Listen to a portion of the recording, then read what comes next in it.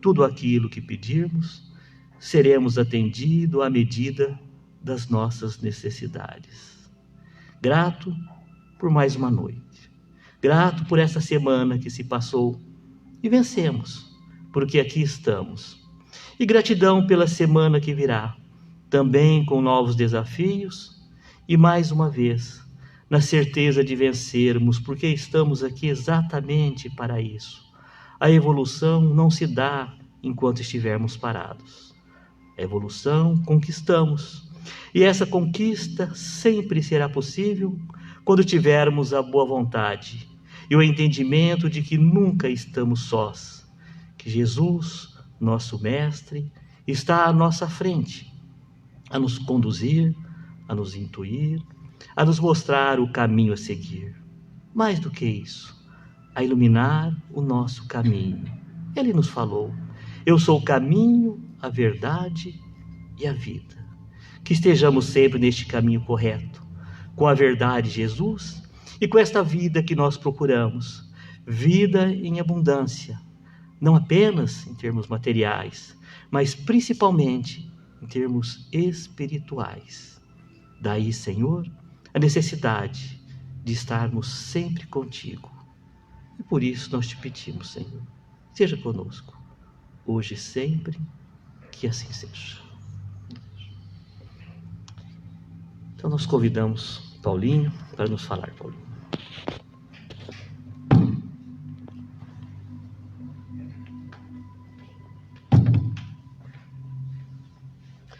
Uma boa noite para todos, uma boa noite aos amigos que nos acompanham pelas redes sociais. Sejam todos muito bem-vindos. Que alegria estarmos aqui mais uma vez. Rogamos a Deus que nos abençoe a todos, para que possamos aproveitar as bênçãos que a espiritualidade amiga nos oferece, a partir do momento que adentramos a esta casa abençoada. Hoje trazemos o tema sobre os 157 anos do livro O Céu e o Inferno.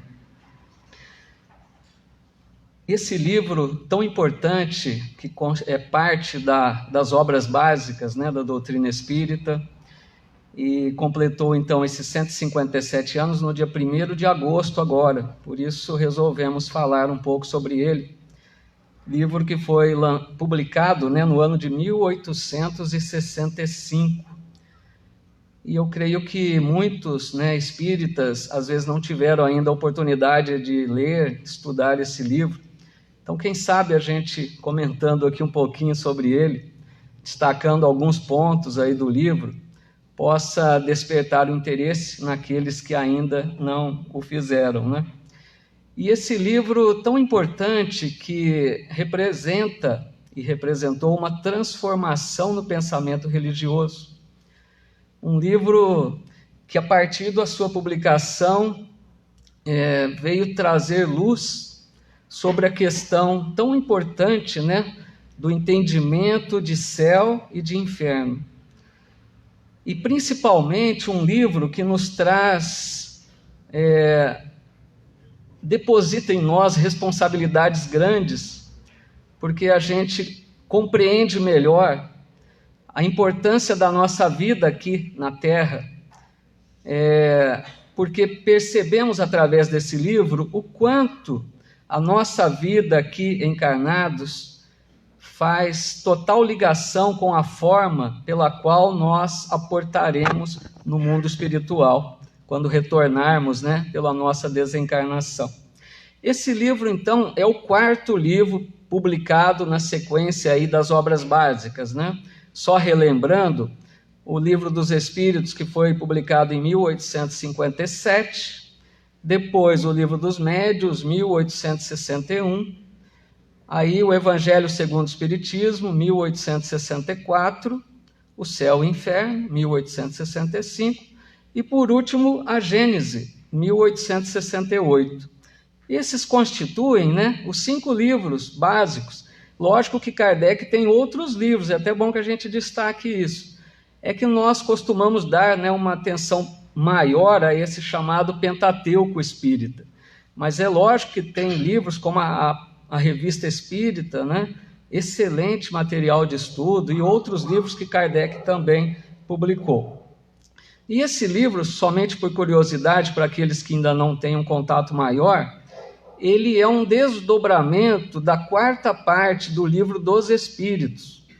Porque o Livro dos Espíritos ele é composto de 4 partes, ou 4 livros, conforme alguns, né, preferem dizer 4 livros dentro do Livro dos Espíritos, outros preferem dizer 4 partes. Então, a quarta parte, que é chamada Esperanças e Consolações, do Livro dos Espíritos, deu origem ao livro O Céu e o Inferno, onde Kardec esmiuçou o assunto, né, da quarta parte do Livro dos Espíritos. Esse livro ele contém 2 partes, o livro O Céu e o Inferno. Na primeira parte, Kardec vai analisar questões, né, de forma filosófica, ali que ele chama a primeira parte de doutrina, primeira parte do livro, onde ele analisa as questões essenciais, como o céu. Ele vai analisar em detalhes o entendimento de céu, de purgatório, de inferno, de doutrina das penas eternas, sobre os anjos, sobre os demônios. Então é um livro maravilhoso para a gente entender melhor sobre essas questões. E a segunda parte do livro eu acho assim espetacular, porque essa segunda parte ela nos ensina muito, porque são entrevistas que Kardec faz, depoimentos de espíritos que Kardec dialogou com eles, e eles vieram falar como se encontram no mundo espiritual. Então Kardec conversou com inúmeros espíritos, e nas mais diversas situações. Ele conversou com espíritos felizes, com espíritos sofredores, com espíritos criminosos, com suicidas. Então lá ele separa nessa segunda parte, cada capítulo abordando um grupo, né, de espíritos de acordo com a sua condição no mundo espiritual. E é interessante que o subtítulo do livro, o subtítulo, é que a gente abre, a gente já percebe. Ele coloca a justiça divina, segundo o Espiritismo. Para a gente perceber como é perfeita a justiça divina. É muito interessante, porque a hora que a gente lê o depoimento dos Espíritos, os diálogos que Kardec desenvolve, a gente percebe algo muito interessante, que é uma perfeita correlação entre a forma que a pessoa viveu aqui na Terra e a forma que ela se encontra no mundo espiritual. A gente percebe que onde a pessoa errou muito aqui na Terra é onde ela mais sofre no mundo espiritual. Uma justiça muito perfeita. Isso é que chama atenção. E o que sintetiza essa justiça divina, isso está sintetizado numa bela frase que Jesus disse: a cada um segundo suas obras. Essa frase tão simples, tão perfeita, porque é aquela ideia que a gente fala sempre: nós vamos colher aquilo que nós plantamos. Essa é a ideia. É a cada um segundo suas obras. Então, analisando um pouquinho do céu, tudo, né? Apenas algumas pinceladas em cada assunto aí pelo nosso tempo que é curto, né? Sobre o céu, Kardec e os espíritos superiores vêm nos dizer que o céu não é um lugar geográfico, não é um lugar circunscrito, onde a gente possa dizer, aqui é o céu, ou lá é o céu, né? Se referindo às alturas, que vai chegar em determinado ponto do espaço e que vai encontrar o céu. Não é um lugar geográfico, mas é um estado de alma. Mesmo porque nós lembramos a frase de Jesus quantas vezes dita por ele: o reino de Deus está dentro de vós, né? Jesus sempre disse isso, para mostrar essa realidade de que o céu é um estado de alma que nós vamos desenvolvendo em nós, através dos milênios, das reencarnações. Cada nova reencarnação, nós avançamos um pouquinho. Pode ser que às vezes ficamos estacionários também, Mas, em geral, a gente vai avançando, e quanto mais a gente desenvolve virtudes, né, e nós transformamos as imperfeições em virtudes, a gente está desenvolvendo esse reino de Deus dentro de nós. E aqui eu quero me recordar de uma mensagem de Emmanuel que reforça muito essa ideia.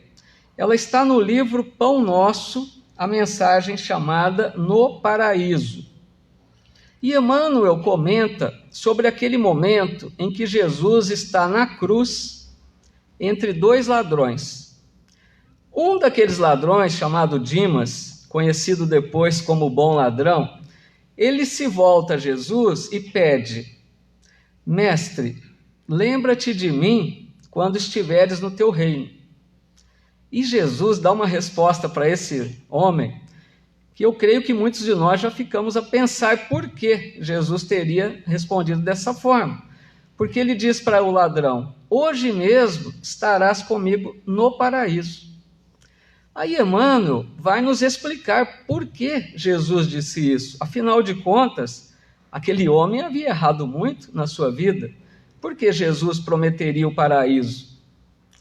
Então Emmanuel vem dizer que Jesus, naquela hora, ele não quis ser apenas cordial, ele não quis usar apenas de simpatia popular, agradar aquele homem. Não foi isso, diz Emmanuel. Emmanuel diz assim: Jesus renovou a definição de paraíso. Renovou. Porque era entendido de forma equivocada o paraíso. Era entendido como um lugar onde se chegaria. E ao dizer que o reino de Deus está dentro de nós, aquele homem conseguiu, naqueles instantes antes da morte, transformar o seu íntimo verdadeiramente. Porque ele se arrependeu profundamente da sua vida, de erros. Ele desejou seguir para uma região melhor, seguir com Jesus. Mas é lógico que Jesus não estava isentando esse homem das futuras reparações que seriam necessárias, nas futuras reencarnações, onde pesaria sobre seus ombros a responsabilidade de reparar o mal que ele fez.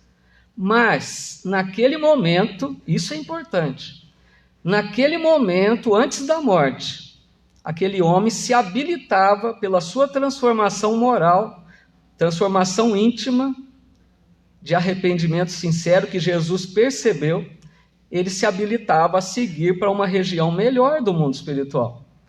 Não haveria de passar pelo chamado umbral. Então vejam, seguir para uma região melhor do mundo espiritual seria para aquele homem o paraíso. É esse sentido. Então essa ideia de céu, que é um estado de alma, e Emmanuel diz assim: esse reino de Deus, ele inicia dentro de nós, desenvolve-se e consolida-se no imo de nosso coração. Quer dizer, nós vamos a cada nova reencarnação desenvolvendo cada vez mais. Cada nova reencarnação, esse reino está mais forte dentro de nós. Quanto mais nós aprendemos a amar, quanto mais nós vivemos de acordo com as leis divinas, esse reino vive mais intensamente dentro de nós. Até o ponto que um dia, lá na frente, no futuro distante, esse reino será consolidado em nós, quando nós nos tornarmos espíritos puros, que chegaremos a essa condição. Bom, falando um pouquinho agora sobre o inferno, Kardec também traz uma contribuição grandiosa, auxiliado pelos espíritos superiores, porque vai abolir a ideia de inferno eterno. Até então, o inferno era entendido como uma condenação eterna. E não faz o menor sentido. Vejam bem, imagine uma pessoa que durante toda a sua existência aqui na Terra tenha errado muito. Vamos imaginar uma coisa bem superlativa aí. Alguém que errou demais e viveu, vamos dizer, o máximo aí, 100 anos. Errou durante a existência toda. Na visão antiga, essa pessoa seria condenada ao inferno de penas eternas. Onde que estaria a justiça de Deus condenar alguém para a eternidade por erros de 100 anos? Não há justiça. Outra coisa para a gente pensar. Imaginem uma mãe que viveu na terra, realizando a sua missão sublime de mãe, amando verdadeiramente seus filhos, e essa mãe mereça o céu de antigamente. Essa mãe, então, no céu, desfrutando das delícias do paraíso, e o seu filho condenado ao inferno eterno. Qual mãe ficaria feliz no céu, sabendo que seu filho está no inferno? Então, é a lógica, não faz sentido. E a doutrina espírita, então, vem nos confirmar de que não há inferno para a eternidade. Nenhum ser criado por Deus vai viver eternamente no mal. Tanto que no frontispício do livro, Kardec coloca uma frase do profeta Ezequiel. E Ezequiel disse assim: por mim mesmo juro, disse o Senhor Deus, não quero a morte do ímpio, senão que ele se converta, que deixe o mau caminho e viva. Muito claro. Deus não quer que nenhum de nós seja condenado eternamente. Então, quando a gente vê aquelas pessoas que hoje, infelizmente, pelo seu livre-arbítrio, ainda estão praticando o mal de forma cruel, estão cometendo atos que a gente fica incomodado, ao ver as notícias, essas pessoas são infinitamente amadas por Deus, porque são filhos da mesma forma. E Deus sabe que todos, sem nenhuma exceção, um dia se tornarão anjos, se tornarão espíritos puros. Então essa é a beleza da criação, a perfeição desta criação divina. Então a gente percebe essas luzes, que a doutrina espírita projeta, nos mostrando um céu que depende de nós conquistarmos e desenvolvermos em nós, pelas nossas boas atitudes. Quanto mais a gente vive, porque qual a máxima do Espiritismo? Fora da caridade não há salvação. Quanto mais a gente pratica essa lei de amor, mais esse reino de Deus cresce em nós. E a certeza de que não há um inferno eterno. Imagine se houvesse um ser, competindo forças com Deus. Deus não seria único. Então, jamais essa ideia, todos nós, todos sem nenhuma exceção, chegaremos à perfeição um dia. Aí, em seguida, Kardec fala um pouquinho sobre os anjos. Outro ponto interessante, porque eu creio que muitos, às vezes, têm dúvidas sobre isso. Porque, vejam bem, os anjos sempre existiram na ideia do pensamento religioso da Terra. Desde que a humanidade começa a desenvolver noções de religiosidade nos primórdios, a humanidade sempre teve a ideia de um ser superior. E sempre foi trazida a ideia de seres angélicos, desde o princípio. Então, aquela ideia que essa humanidade foi desenvolvendo é que Deus teria criado a espécie humana e os anjos de forma diferente. Que os anjos seriam uma criação perfeita, enquanto nós teríamos que enfrentar toda essa jornada evolutiva. Mas qual a explicação para isso? Jesus oferece. Mas a humanidade não entendia ainda, por isso que ele disse, é preciso esperar, que certas coisas não dá para aprofundar, disse ele, isso falando com minhas palavras, é lógico. Porque Jesus disse, na casa do Pai há muitas moradas. Qual que é a casa do Pai? O universo. Deus criou o universo. Quais são essas moradas? Os planetas. Cada planeta tem a sua humanidade.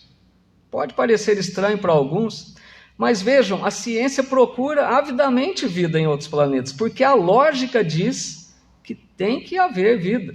Não é possível um universo tão imenso, infinito, com vida apenas num planetinha minúsculo como a Terra. Então, em outros orbes, muitos deles em condição muito superior à Terra, é difícil a gente imaginar isso também, mas é a realidade.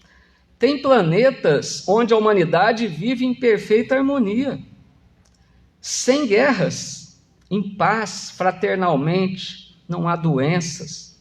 Humanidades que atingiram um nível de evolução maior. Então, como Deus cria desde sempre, espíritos existem que nós não temos noção do tempo. Fizeram sua trajetória evolutiva em outros planetas, muito antes da criação da Terra. E quando a Terra é criada, há 4,5 bilhões de anos, esses espíritos já eram perfeitos. Aí explica por que os anjos eram entendidos como anjos desde o princípio na Terra. Eles fizeram a mesma trajetória que a nossa. Viveram em mundos primitivos, provas e expiações, mundos regeneradores, felizes, foram avançando. E quando a Terra foi criada, o maior exemplo é Jesus. Jesus é um espírito que fez a mesma trajetória evolutiva que nós. E quando a Terra é criada, Deus confia a ele a missão sublime de governar, de comandar, de acompanhar a humanidade terrestre. Lembrando algo muito importante, que um dia nós também chegaremos a essa condição, porque Jesus fez questão de nos dizer isso. Jesus jamais se colocou em posição superior a nós. Ele disse: vós sois deuses, podeis fazer o que eu faço e muito mais. Na época, creio que ninguém entendeu nada. Porque como assim fazer mais do que ele faz? Impossível. Jesus estava dizendo: olha, eu não sou diferente de vocês. Eu sou apenas o irmão mais velho. Fui criado antes. Um dia vocês também farão isso que eu faço e até mais. Não tem nada de errado nessa fala. Mostrando que não há privilégios na criação divina. E Kardec também faz questão de esclarecer que não há demônios, é lógico. O Evangelho contém, sim, muitas vezes a palavra demônio que nós precisamos compreender. Esses chamados demônios nada mais são que a alma dos homens maus que viveram na Terra. Então imagine uma pessoa que hoje comete tantas atrocidades, quando desencarna, vai continuar assim por um tempo, por muito tempo. Então, esse espírito que desencarna nessa condição é um chamado demônio. Ele vai com tanta maldade para o mundo espiritual que ele vai fazer o quê? Continuar dando vazão a isso. Vai querer perturbar, vai querer agredir, vai querer tirar a paz de todos. São os chamados demônios. As questões das obsessões, né, tão conhecidas. Mas o importante é nós compreendermos com Kardec, que deixa claro isso, que um dia, mesmo que muito tempo depois, esses espíritos se cansam do mal, porque eles reencarnam. Mesmo que demore, vão reencarnar, mesmo que não queiram, isso que é importante. Porque um espírito desse não quer reencarnar, porque ele sabe que enfrentará provas e expiações duras, mas Deus, que é todo amor e quer o bem de todos, se o espírito chega num ponto de rebeldia, ele vem compulsoriamente para a reencarnação. Então, depois de muitas existências dolorosas, esse espírito vai cansando, ele vai compreendendo que o mal não compensa. Lógico que vai precisar de muitas existências, mas um dia ele compreende. Um dia ele deixa esse caminho mau, e um dia ele se transforma num espírito bom. Não é milagre nenhum, não é nenhuma ficção, nenhuma utopia. Mas aí alguém poderia perguntar, tá, não tem inferno, mas e o umbral? A doutrina espírita fala muito em umbral, não é parecido com o inferno? Quem responde isso é Druso, no livro Ação e Reação. Druso, personagem do livro, livro ditado por André Luiz, psicografia de Chico Xavier, diz assim: todos os lugares infernais surgem, vivem e desaparecem com a aprovação do Senhor, que tolera semelhantes criações das almas humanas como um pai que suporta as chagas adquiridas por seus filhos, e vejam só, e se vale delas para ajudá-los a valorizar a saúde. Que frase maravilhosa essa! Deus não criou o umbral. Não criou. Quem criou? Nós. Os espíritos que desencarnam com a mente perturbada, com a maldade no coração, com desejo de vingança, com todas as mazelas nossas. Quando desencarnamos, o pensamento cria, plasma. A gente vê isso nos livros. Então, a mente nossa, de todos nós que desencarnamos em condições de desequilíbrio, criamos essas regiões, podemos chamar assim, essas regiões tão difíceis do mundo espiritual. Quando a gente vê o livro Nosso Lar, o filme, dá para ter uma ideia. Aqueles lugares escuros, lamacentos, não tem nem vegetação, nem água praticamente. Então isso é criação da mente humana, dos espíritos que desencarnam. Mas vejam o que diz aqui. Deus se vale delas. Olha que interessante. Deus permite que a gente crie, e Ele faz com que essas próprias regiões infernais nos ajudem a deixá-las. Porque como que a gente vê o resgate de um espírito no umbral? Lembra André Luiz? Quanto tempo ele ficou no umbral? 8 anos. Ele poderia ter ficado um dia só? Sim ou não? Poderia. Porque depende de nós. Dimas não precisou de um dia na cruz. Dá para entender isso? Quer dizer, enquanto o espírito não muda o seu íntimo, não se arrepende, não deixa o orgulho de lado, não implora a Deus ajuda, porque a hora que André Luiz chorou, ele mostrou ali o arrependimento verdadeiro. Naquela hora o Clarencio apareceu. Mas o Clarencio aguardava André Luiz há muito tempo. Bastava que ele oferecesse condições. Então Deus se vale do umbral que nós criamos, porque ali na dor a gente vai depurando, eliminando os fluidos deletérios que carregamos, até que a gente mereça e ofereça condições de sermos resgatados por uma colônia espiritual. E diz mais aqui, essas regiões surgem, vivem e desaparecem. Aí que é o interessante. A Terra um dia não vai ter mais umbral. Não vai. Por quê? Quando a Terra só aqui tiver apenas espíritos redimidos, espíritos que não têm mais a maldade, a crueldade, o desejo de vingança, imagine a Terra regenerada. Não tem necessidade de umbral. A gente desencarnará em paz. Então, o umbral, Deus permite, se vale dessa região, mas um dia ela desaparece. Outro ponto importante nesse livro Ação e Reação. Eu estou citando esse livro, pessoal, o nosso foco é o céu e o inferno. Mas esse livro deveria ser lido em conjunto com o céu e o inferno. Porque o livro de André Luiz retrata a realidade do céu e inferno. Tem uma fala também do instrutor Silas, que ele diz assim, olha só que sério isso.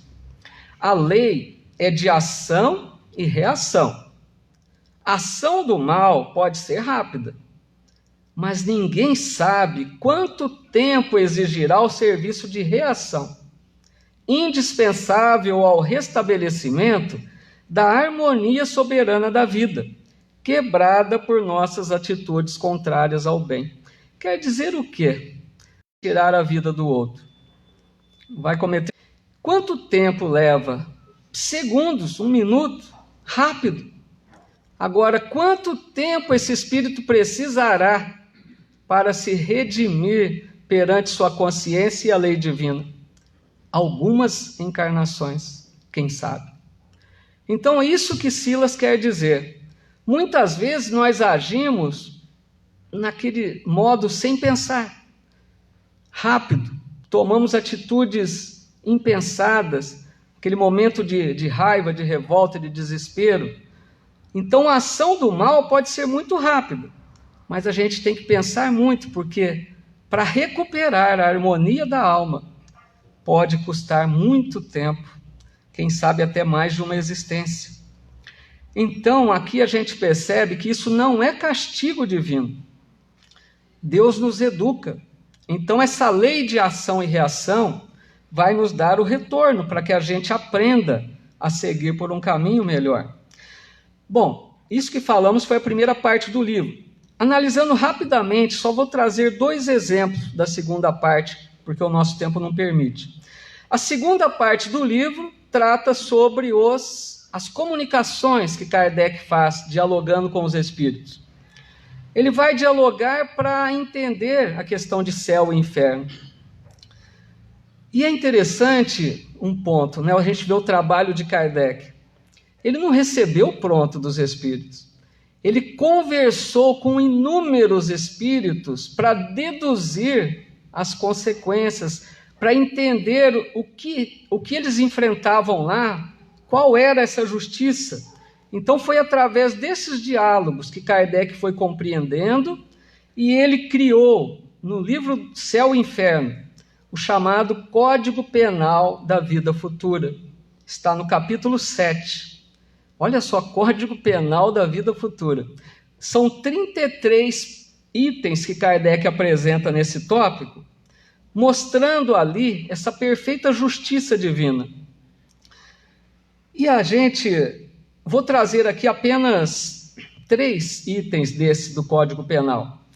Ele diz assim no item 1, a alma ou espírito sofre na vida espiritual as consequências de todas as imperfeições que não conseguiu corrigir na vida corporal. Vejam por que há tanto sofrimento, né, em geral? Porque todas as nossas imperfeições geram sofrimento no mundo espiritual. E vejam que nós temos muitas ainda. E aí a gente vai percebendo essa correlação, como disse, né? Fez tal coisa, vai sofrer exatamente naquele ponto, não como castigo, dizemos sempre, mas como uma forma de educação, porque um detalhe importante, é a própria consciência que cobra. Não existe um juiz, né, na hora que a gente chega ao mundo espiritual, que vai dizer, olha, você foi condenado a isso. Não, a nossa consciência vai exigir de nós a devida reparação. No item 2 desse Código Penal, diz assim, a completa felicidade prende-se à perfeição, isto é, a purificação completa do espírito. Vejam que ele está falando em completa felicidade. Aqui na Terra, lógico que nós não temos, né, a felicidade completa. Tanto que no Eclesiastes diz, a felicidade não é deste mundo. Então aqui na Terra a gente tem momentos felizes ao lado de decepções, tristezas, aflições, angústias, né? Então são momentos. Mas ele está dizendo que a felicidade completa prende-se à perfeição. Quanto mais nos tornamos perfeitos, quanto mais avançamos para a perfeição, mais nós seremos felizes. Quanto mais esse reino de Deus cresce em nós, mais seremos felizes, da felicidade verdadeira.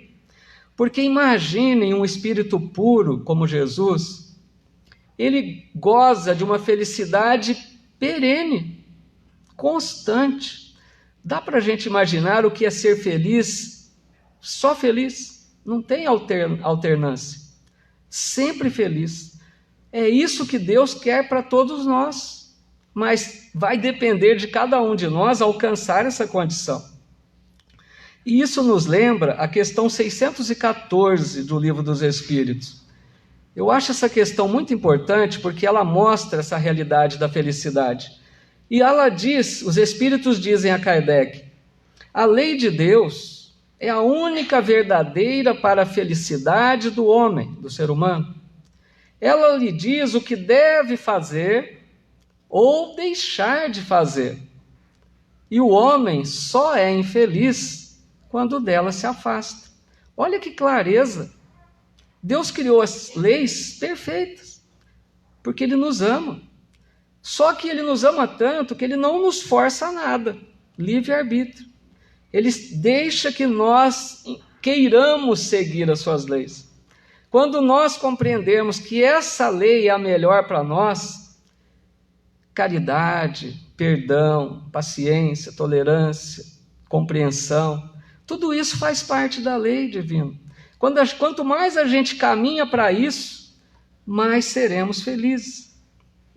E o outro item, vou destacar aqui o 16º item do Código Penal. Ele diz assim, o arrependimento, conquanto seja o primeiro passo para a regeneração, não basta por si só. São precisas a expiação e a reparação. Então aqui é o seguinte, quando a gente erra, quando a gente se compromete agredindo um semelhante, prejudicando alguém, nós criamos uma dívida com a lei divina. E para a gente se reabilitar perante a lei divina e também perante nossa consciência, passaremos por esses três etapas desse processo. Arrependimento é o primeiro ponto, a gente precisa se arrepender. Expiação, que é sofrer a consequência do mal praticado. E reparação. É preciso essas 3 etapas para que a gente se reabilite. E Kardec diz, só a reparação, contudo, pode anular o efeito destruindo a causa. Então, é necessário, no lugar do mal que fizemos, que façamos o bem. E aqui, caminhando para o nosso encerramento, eu quero trazer 2 casos, então. Eu achei muito interessante para perceber como que esses espíritos dizem o que eles sofrem no mundo espiritual em relação a como eles viveram na Terra. O primeiro caso que eu trago está no capítulo 4, que Kardec relaciona comunicações, que ele coloca espíritos sofredores. E eu trago uma comunicação do espírito Clare. O espírito Clare se manifesta na Sociedade Espírita, lá de Sociedade Parisiense de Estudos Espíritas, né, de Allan Kardec. Ele se manifesta falando sobre o seu sofrimento. Clare diz que sofria muito no mundo espiritual. E ela diz que a infelicidade sua aumentava a cada dia, quanto mais ela percebia a noção de eternidade. E ela diz assim, que o seu sofrimento é porque ela se encontrava solitária, abandonada, nenhum espírito lhe ajudava. Ela estava desprezada, poderia dizer, ela se sentia assim, ela se sentia abandonada, ninguém ajudava em nada, solitária, esse era o sofrimento de Clare. Aí manifesta-se o guia espiritual da Sociedade Parisiense de Estudos Espíritas, São Luís, que era o guia, o mentor da sociedade. E ele vai explicar por que o espírito está dizendo isso. E ele diz assim, este quadro é de todo verdadeiro e em nada exagerado. Perguntar-se-á talvez o que fez essa mulher para ser assim tão miserável. Cometeu ela algum crime horrível? Roubou? Assassinou? Então vejam que ele começa a nos levar a pensar. Por que ela sofre tanto? Ninguém cuida, ninguém ajuda, ela se sente abandonada. Será que ela cometeu um crime tão grave? E ele continua dizendo: não, ela nada fez que afrontasse a justiça dos homens. Ao contrário, divertia-se com o que chamais felicidade terrena. Beleza, fortuna, gozos, tudo lhe sorria, nada lhe faltava. Olha que interessante. Esse espírito não tinha feito nada que merecesse punição pela lei humana. Nada de errado na terra, perante a lei dos homens. Ao contrário, diz ele, ela até desfrutava de uma vida feliz. Aí ele continua: mas quereis saber? Ela foi egoísta. Possuía tudo, exceto um bom coração. Não violou a lei dos homens, mas a de Deus, visto como esqueceu a primeira das virtudes, a caridade. Não tendo amado senão a si mesma, olha só, agora não encontra ninguém que a ame e vê-se insulada, abandonada ao desamparo no espaço, onde ninguém pensa nela, nem dela se ocupa. Olha a justiça. Aquela mulher que tinha na sua mão a condição de ser caridosa, porque ela passou pela prova da riqueza, ela tinha todas as condições de fazer o bem através da caridade material, pelo menos. E ela pensou apenas nela, não via ninguém além dela. Não amou ninguém, não se preocupou com ninguém. Quis apenas gozar a vida intensamente. Então, São Luís diz, ela, como não amou ninguém, agora também se vê esquecida. Eu acho isso muito interessante, porque é muito alertador isso. A pessoa não fez nada diante das leis humanas, não errou, que pudesse dizer, né, cometeu um crime, não. Mas perante Deus, ela fracassou e sofre as consequências no mundo espiritual. E a outra comunicação, um tanto quanto semelhante, é no capítulo 3, condições medianas. Então Kardec coloca ali aqueles espíritos que não são tão felizes, nem tão sofredores. Estão em condições medianas. E eu trago aqui a comunicação do Joseph Bré. Esse espírito foi evocado pela neta. Evocado quer dizer, era comum naquela época, nas reuniões mediúnicas, eles pedirem, né, aos guias espirituais que tal espírito comparecesse para dar algumas informações. Isso era uma evocação, que era comum na época de Kardec. Então a neta fala assim com o avô: caro avô, podeis dizer-me como vos encontrais no mundo dos espíritos, dando-me quaisquer pormenores úteis ao nosso progresso? E ele diz assim: sofro, mas não como poderias imaginar. É o desgosto de não ter melhor aproveitado o tempo aí na terra. Olha o sofrimento desse espírito. Desgosto porque não aproveitou o tempo. Aí ela acha estranho a neta. Ela pergunta: como? Pois não viveste sempre honestamente? Ela conhecia o avô. Você não foi sempre honesto? E ele diz: sim, no juízo dos homens. Mas há um abismo entre a honestidade perante os homens e a honestidade perante Deus. E ele continua dizendo: honesto aos olhos de Deus será aquele que, possuído de abnegação e amor, consagra a existência ao bem, ao progresso de seus semelhantes, ativo nas boas ações, sem esquecer a condição de servo, ao qual o Senhor pedirá contas um dia do emprego do seu tempo. Então vejam que interessante, esse espírito, ele foi muito honesto na terra, pessoa responsável, pessoa que deu bons exemplos nesse campo da honestidade perante os homens. Mas ele reconhece que ele não fez o emprego útil do seu tempo. Porque aqui eu acho que é um ponto essencial. Eu costumo falar sempre isso. Eu vou chegando à conclusão de que o O caminho para o nosso crescimento é buscar ser útil ao semelhante. Porque a máxima do Espiritismo é essa.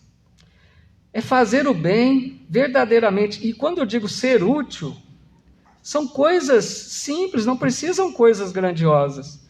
É dentro do lar, com a família, com o vizinho, com o colega de trabalho, se colocar à disposição. Porque quando a gente pensa um pouco no outro, a gente esquece um pouco de nós. André Luiz tem uma frase que ele diz, mais ou menos, né? Todo aquele que serve além do dever, quer dizer, além das obrigações normais, encontrou o caminho para a verdadeira felicidade. Então, o caminho é esse. Porque um dos maiores males nossos é o egoísmo, nós sabemos disso. Como que vencemos o egoísmo? Pensando um pouco no outro. Surge a possibilidade de ser útil. A gente dá 1000 desculpas às vezes. A gente acha que não vale a pena, que o outro não merece, que eu não tenho tempo. São várias, né? Então, busquemos pensar nisso. O que esse Espírito está dizendo? Que ele foi um homem honesto, mas não aproveitou o tempo e as oportunidades de ser útil ao seu semelhante. E ele continua dizendo, confesso sem corar que faltei a muitos desses deveres, que não tive a atividade necessária, que o esquecimento de Deus impeliu-me a outras faltas. Então, para a gente ver, né, como é importante aproveitar o nosso tempo. E a gente vai percebendo assim, então, que nós carregamos o céu ou o inferno conosco. A gente pode estar no lugar horrível aqui da terra, se for um lugar mais difícil de ficar. Se nós estamos com a consciência pacificada, nós estaremos no céu ali. Por outro lado, a gente pode estar no lugar mais belo do planeta Terra, mais maravilhoso, com paisagens magníficas. E podemos estar no inferno, porque a nossa consciência pode estar pesada. Podemos estar carregando a culpa, o remorso, né? E todos os desejos ruins, sentimentos ruins. Então, o céu e o inferno estão dentro de nós. E nós carregamos por onde vamos. Então, eu acho que nós podemos concluir com toda a certeza, com a máxima do Espiritismo: fora da caridade não há salvação. Boa noite para todos, muita paz.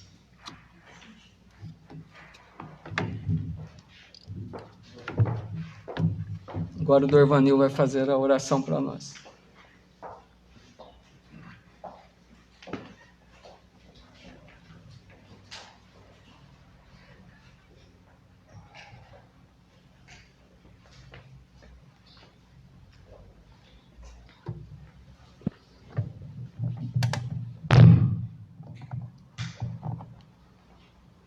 Boa noite a todos.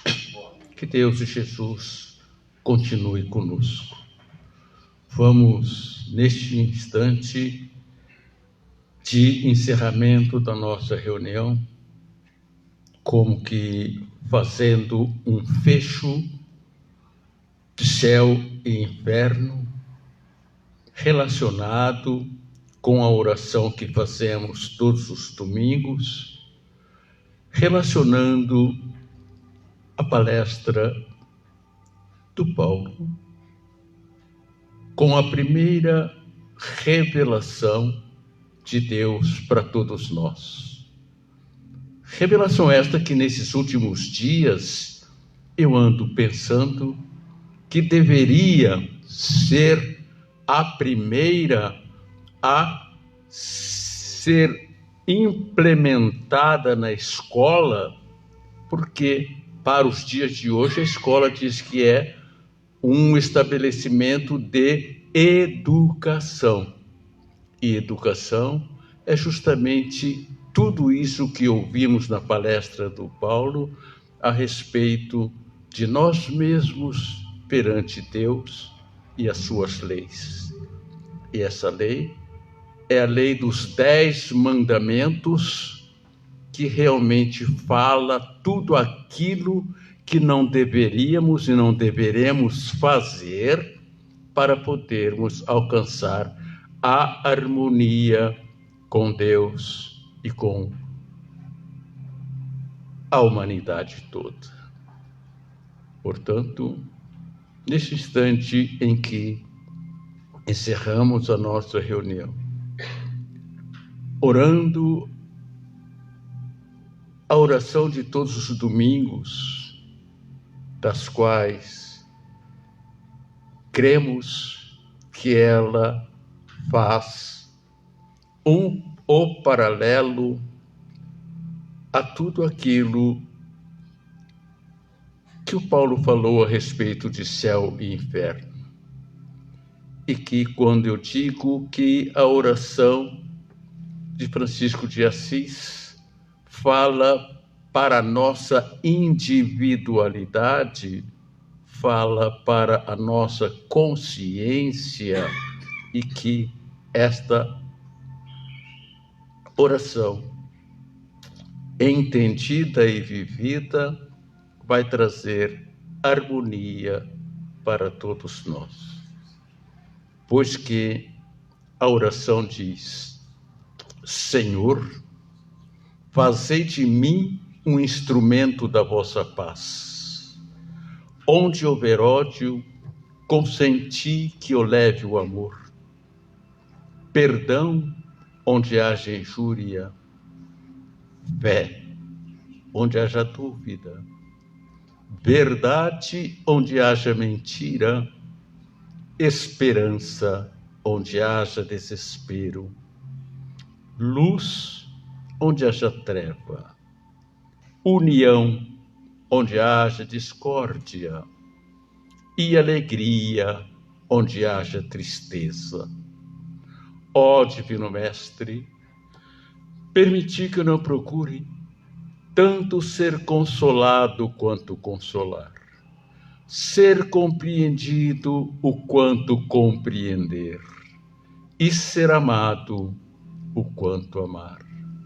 Porque é dando que recebemos, perdoando é que somos perdoados, e é morrendo que nascemos para a vida eterna. E assim, agradecidos pela oportunidade da noite, que tenhamos todos uma boa semana e que possamos pensar nisso e fazer isso. Obrigado e boa noite a todos.